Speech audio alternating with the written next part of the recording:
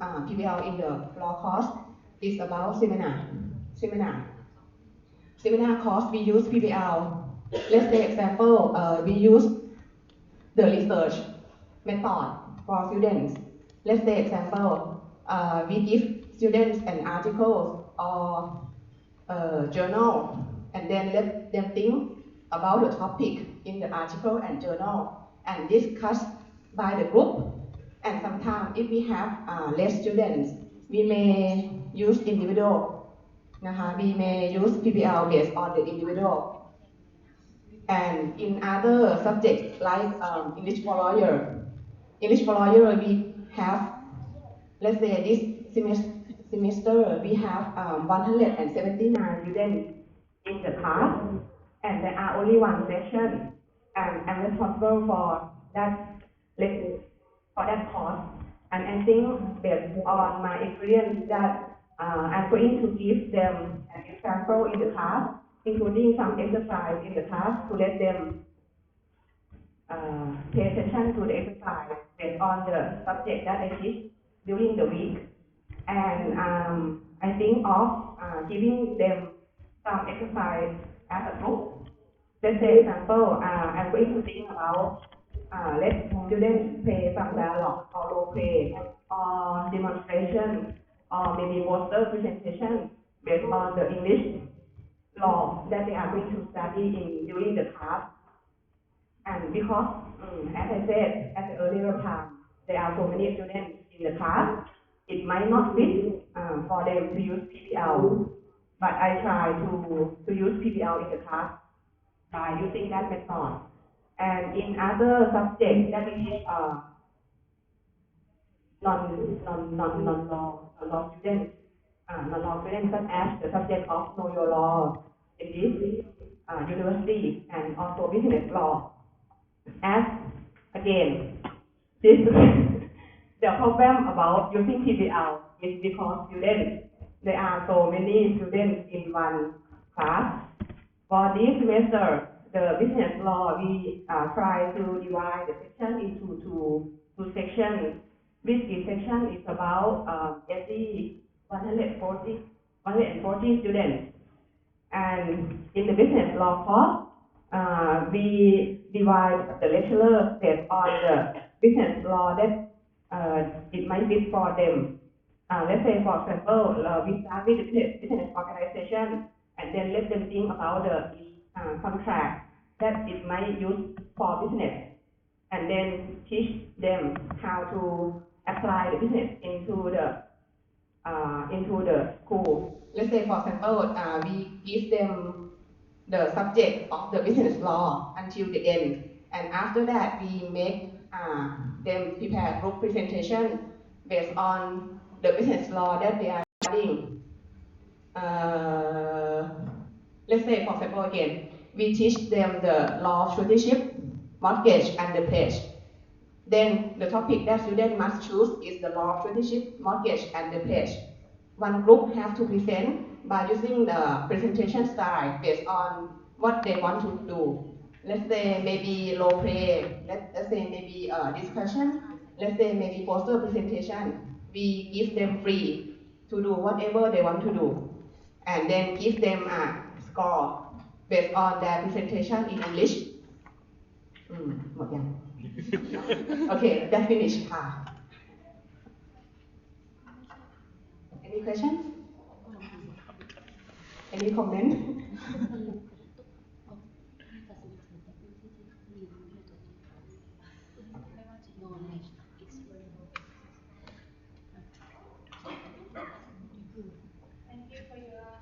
Presentation. Because I'm a visual learner, it's very hard to follow when I don't see the diagram that you show semester.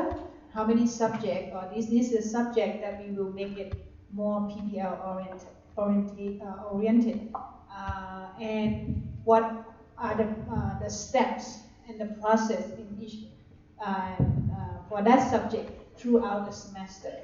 So, and sometimes we use the term maybe we will do this activity.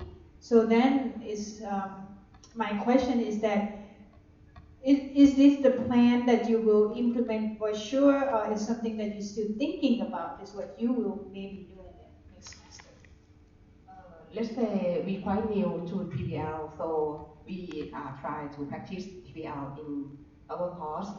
So as for our school of law, no, we just think that some course we might use PBL in the course, but some course we cannot use PBL. Right, but let's say the course that you will use PBL next semester, will there be any subject that you will use PBL next semester? English for lawyer, know your law, business law, and some seminar. Any subject? Yes, at least 4. And someone want to help me with the question? I don't know where to start it because of the time gone. No. Yeah, it would be more helpful if I can see, the diagram of how it will be practiced, so that I can comment into the process. But to tell him like this would be hard for me to help with commenting. I just have one question. If I misunderstood or it is what I'm understand, it is you have only two hours to teach the student, right?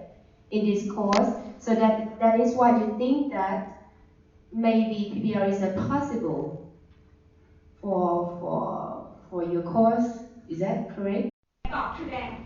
For my class, the international seminar law, I will teach them how to write the essay first and what to do next. You have to find topic to present in the next time, and then I will ask them to find the reference about it, and then they have to write the outline and try to find to write the essay. And I will comment there every week.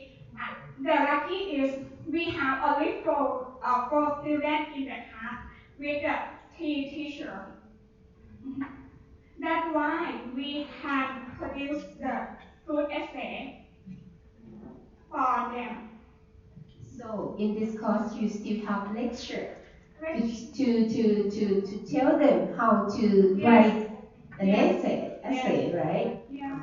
And then they are expected to use all the knowledge they have been learned to produce those kind of essay.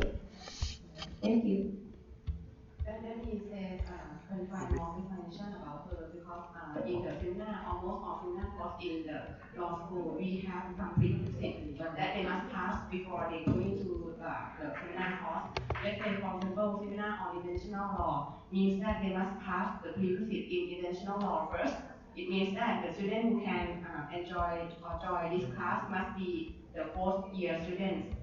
That they must pass international law first because they must know some concept and meaning of the international law before they are going to do some seminar.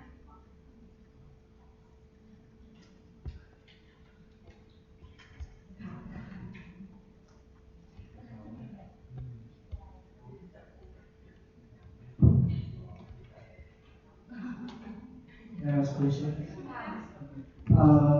Thank you for your presentations. I'm not sure about the freedom that you have in your own course. Maybe my question is not valid, but still I need to get answers from you. The first problem that you mentioned is that there are too many courses in law schools, in which it is quite impossible for you to implement PBL across all the courses, right? So what are the possibilities for you to merge between the different courses, to merge between the different courses, which is quite similar to be one course? Because PBL is all about how do you integrate the different disciplines within law domain, if I can say it like that. So that it can be one course, student work, or the way the teaching element approaches PBL, and student can get all the information from the different types of course that you have before. And now you merge it into one course using the PBL as the pedagogical approach. So is there any possibilities to do that? because you mentioned that you have a lot of courses, right? So maybe across, like let's say three courses that are quite similar. So maybe you can just merge them to be a new course. And the way you deliver the course is through PBL.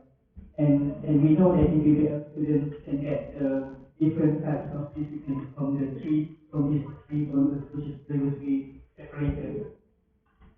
So I'm not sure whether it is they are possible for you to do that, or you are still bound to the the regulations that you need to separate these courses. Well, at this time, I think it's quite difficult to collaborate all the subjects that is not into one. And because we have many subjects of law that students have to learn, and based on experience, students in the first year they must learn at least 4 or 5 law subjects, and when they are second year students, they must learn at least 10 more than 110, more than 10, and each subject is not the same, and it's not linked to each other. Only some, such as criminal law, civil procedure, or criminal procedure that link each, because they are going to have criminal 1, criminal 2, criminal 3, criminal 4, that can link each other, but as we have only one semester in maybe take only 4 or 5 months, and we cannot teach all the subject in criminal at one semester. So that's why it's quite difficult to collaborate. I mean, incorporate their three course into one. Yes.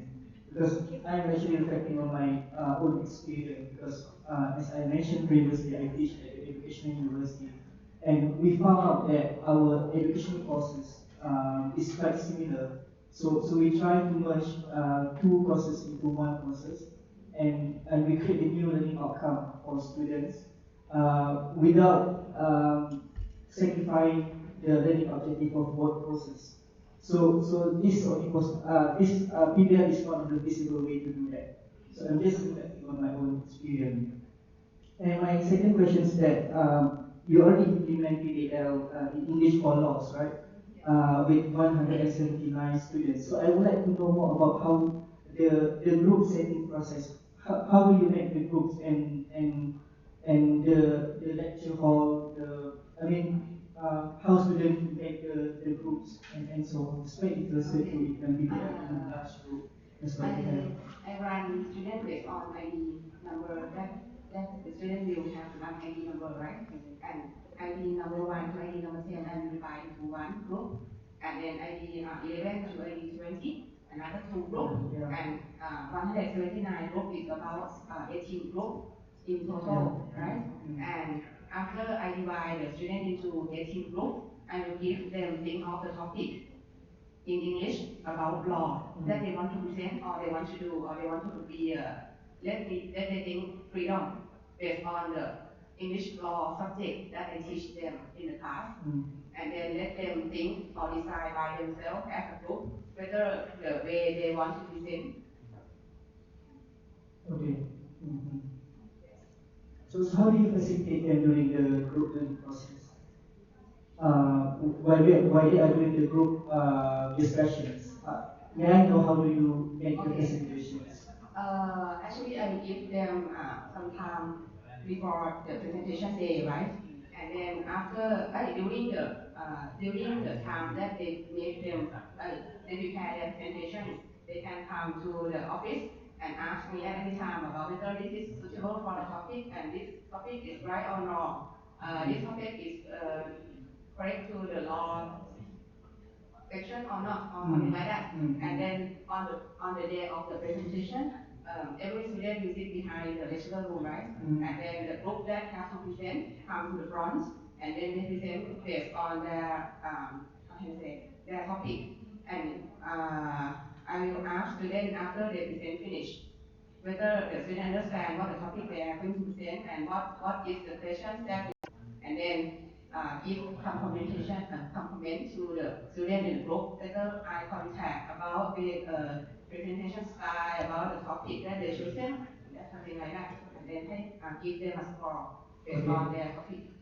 So you're using some kind of rubrics to evaluate student presentations. Yes. Okay. Okay, that's all. Thank you. Thank you.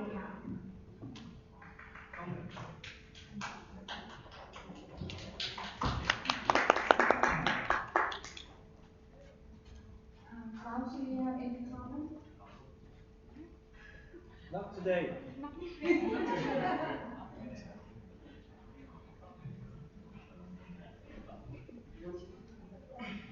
What is showing on the screen just now is lesson plan level below Okay. or TQS. You have heard from TQF, Thailand Qualification Framework. I think my comment in Actually, general, I'm sorry TQF3 that I is have the not name of been that in the particular syllabus, but format I will look into form. the syllabus and see how TQF3, the number process 3. can be integrated. And then From the it's course following and by the way you TQF5, explain, I which is think the seminar TQF3 course is can before the have semester starts. potential to run in TQF5 is PBL after the semester finishes. So it will be format and also summation English of format. what we have But presented. then is the issue And then of how we TQF7 is design following to the assessment of the the whole process of program. learning throughout the 3 and semester. 5 is And particular that will course, also and 7 is the whole program. will make us In the also look semester. into the alignment of the assessment So they have this kind of those learning number of activities number of and forms that they have to also do as a teacher. throughout the Do semester. at least So I don't 3 and 5. I think if you do PBL integrated into your And subject, 4, I think you 4 need and to 6 look at for as a whole practical course throughout the practical semester, subject, not just like interject in cooperative only studies, like one activity. internship, Otherwise, senior plan. it will not make any I'll difference add in terms of how is this activity activities is different than just give the student assignment and have where them there's work in no group. no But that is something I what think is that school of called? law Teacher need to look involvement. into is Totally no. the process of So it's for facilitation from of number 4 student and number 6. learning activity throughout Number the 4 for semester. planning, number 6 for evaluation. Uh, So this kind of framework is And I just wonder that it's a course that you So call what they're English trying to for show you law. Is today this is for third year TQF3. student? This What is year lesson student? plan Are they in the same group and say of that one taking seminar course? okay, what schedule you have They should be the same. and what are the outcomes that you expect. There are 5 dimensions. The first one is moral, Elective course. marriage, school, Tutorial is called course, but seminar is elective course. So it might not, how these 5 actually it's fourth year student, but it might not be the same group. implemented for each Mohammed asking you about integrating the subjects together, and your answer is that it's quite difficult right now. So I would like to share with you the story of what I'm working with high school teachers and students right now called Purana. This is the first step I think that we can take as a departure point to make this in high school right now. I have the group of networking of Buranakan 5 schools. And what is very challenging for them is that they are not just integrated within the subject, integrated, let's say, Matayum 1. Right now, what Kampala High School integrated science, social study, Thai, and English together. But we do not leave the content or the assessment that was determined by the education department. There are ways for you to integrate the subject together without that you say just make it into one subject. You don't really need to change number or the credit number or the hour. You can keep it as it is, but you can, within that frame, you can be organized. But it's definitely will take a lot of work at the beginning for you to redesign how each subject can be taught in a more synchronized way, but you have to reorder or organize the content of the subject. And that, of course, that you will also look into the assessment that must be aligned with this unit. And my point is that if high school and Matthew 1 can do it, why can't college course do it? So they have more education than university courses. I didn't think they would be able to do it. But having working with them almost a semester now, we start the design process of integrating all these disciplines together. It took us from the beginning of this year let's say my team, Ajahn is in my team too, working with high school teachers since like January. We spent quite like 2 months again to just go get through the process of design. So it's not something that you can get done overnight or 2 days. In the past, they were forced by or demand by the government that they have to do learning Buranakan way, and then they don't know how to do it. They end up with add-on activity that they have to have 1 or 2 days of Buranakan activity. And it's become a task, overloaded work for student and teacher. And at the end, it doesn't really help them in terms of learning, but they have a really nice display that they come out and visit. Okay, they have that Buranakan this unit, they take picture, they send it back to Bangkok and say our Buranakan project is successful. But right now, we try to change the way when the teacher have to work together. They are not any longer just to know only, okay, what English language is supposed to be taught and what we need to assess. But when they do Buranakan, same as PBL, if we want to integrate subject, all those teachers have to sit together and work together. And I know that is something that we have to overcome because we don't like really, what do you call it, get into someone else's business and just mind my own subject. That I think is our learning culture, that we are more comfortable, like the picture that Klaus showed us, that we in this comfort zone. We mind our own subject, we taking care of our own subject and student. That's good enough. But PBL or Buranakan asking for a teacher to do more than that. It will be definitely a hard work in the beginning, no doubt about that. But what we also set forth as objective is student learning, to maximize their learning, to help them learn, to be able to be autonomous learner or self-directed learner, to have critical thinking. So if we are to help them to, we need to also train ourselves to do that. We also need to train ourselves to be able to handle unexpected circumstance or situation in terms of course development, curriculum development, and I think automatically, if we're willing to open up and work together collaboratively, I don't think it's impossible. I think it's possible for us to work as a team, but it does take time. So I want to point out to School of Law that I don't think it's impossible for you don't have to reduce down to have only one subject and have everything. But you have those limitations that you can redesign. You still have the same amount of hour, you still have the same amount of teacher, but you can redesign and make it more integrated and more problem-based learning oriented. Let me explain more about law subject. As you may not know, that law subject must teach by lecture first, because each section has its meaning inside the section, and each law subject has each meaning and each insight. If we not teach students how to know what the law is or what is the meaning behind this section, the student will cannot outcome the how can I say, the whole of the law. I don't say that you should not give them lecture. I never say that PBL excluded lecture. It's the proportion and the management of how do you deal with the lecture. Do you do lecture that says now the PowerPoint and student you have to remember this and then you have to come and answer it in the exam? Or you handle lecture in a different way that helps students learn and retain their knowledge. So PBL and our also doesn't exclude lecture. So you can go ahead and give them lecture, of course. Okay. Then let me ask whether am I use PBL in my lecture or not. Let's say example, when I teach the law subject to the student, I give them link. What is the meaning behind the section after I finish? That is PBL or not?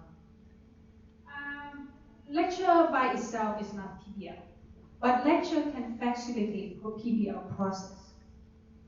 So when you give, it's a good point for you to start out the lecture by pose the question and for them to think. But what you do after that?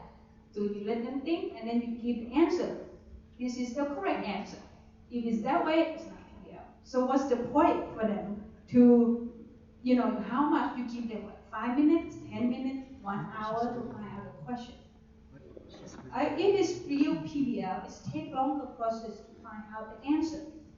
Or sometimes you don't have the expected model of something, or there is no one answer. So it's how you do it in the way. So, however, lecture is still very, very useful for the PBL process. Once again, I want to emphasize, I never say that lecture is not